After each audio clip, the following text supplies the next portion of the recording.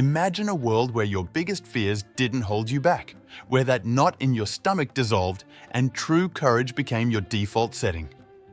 Sound impossible? It's not. For too many of us, fear isn't just a fleeting emotion. It's a constant shadow, whispering doubts, shrinking our world, and stopping us from chasing the very things that could bring us joy and fulfillment.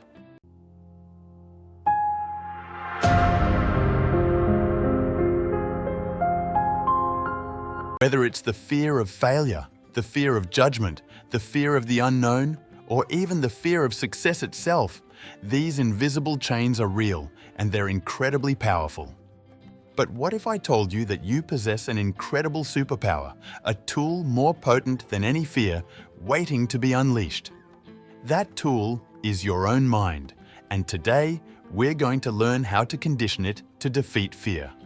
First, let's get real about fear. It's not some villain born in the dark. It's a primal survival mechanism, a deeply ingrained warning system designed to keep our ancestors safe from saber-toothed tigers. The problem is, our modern brains often can't tell the difference between a real tiger and the imagined threat of a job interview or asking someone out. Your brain, in its attempt to protect you, defaults to a fight or flight response, flooding your body with stress hormones even when no actual danger is present. This is why you feel that racing heart, sweaty palms, and fuzzy thinking. It's your ancient brain screaming, "Danger! Retreat!" The challenge isn't to eliminate fear entirely. That's impossible and probably undesirable. But to teach your mind how to accurately assess threats and, more importantly, how to respond with intentionality rather than instinct. We want to retrain that primal alarm system, much like a good personal trainer helps you build muscle where you need it most.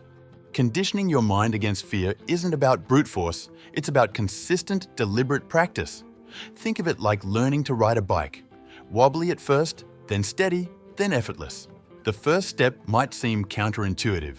Don't fight your fear. Instead, acknowledge it. When fear shows up, say, "Hello, fear, I see you." Suppressing fear often makes it stronger.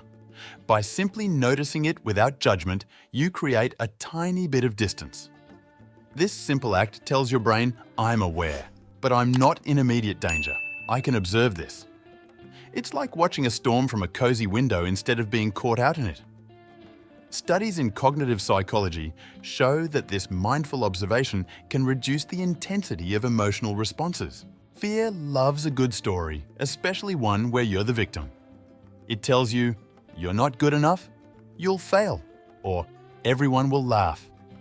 These are just narratives, not facts. Start questioning them. When a fearful thought arises, ask yourself, is this absolutely true? What's the evidence for this? What's another way to look at this situation? This cognitive reframing is incredibly powerful. Instead of, "I'm terrified of public speaking," try, "I'm feeling energized by the challenge of connecting with an audience." It's the same situation, but the internal narrative shifts from dread to opportunity. You wouldn't try to lift 200 pounds on your first day at the gym. The same applies to fear. Identify your fear and break it down into tiny, manageable steps, a fear ladder. If you fear social gatherings, don't jump into a crowded party. Start by making eye contact with strangers, then briefly saying hello to a cashier, then attending a small, intimate gathering. Each small victory builds confidence and rewires your brain. This gradual exposure, often called systematic desensitization, is a cornerstone of overcoming anxiety. Your brain learns, "Hey, that wasn't so bad, I survived." Courage isn't a single act, it's a habit. Practice daily affirmations. I am capable, I am strong, I choose courage. Visualize yourself succeeding, feeling calm and confident in situations that usually trigger fear. Regularly step slightly outside your comfort zone, even in small ways, trying a new food, taking a different route to work, asking a question in a meeting. Each small act of intentional courage reinforces new neural pathways.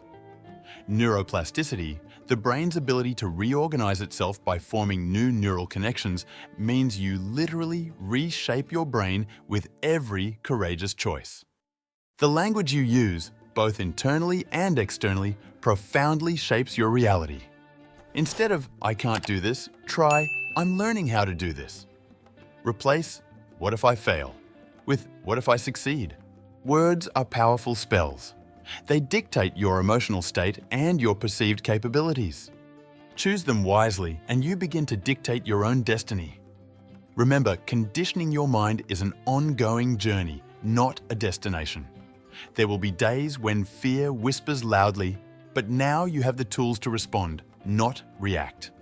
You have the power to observe, to reframe, to take small steps, and to speak courage into existence. Your mind is not a prison. It's a canvas waiting for you to paint a masterpiece of resilience and bravery. Take control of the brush. Ready to unlock more of your hidden potential? Click here to watch our next video on building unbreakable confidence.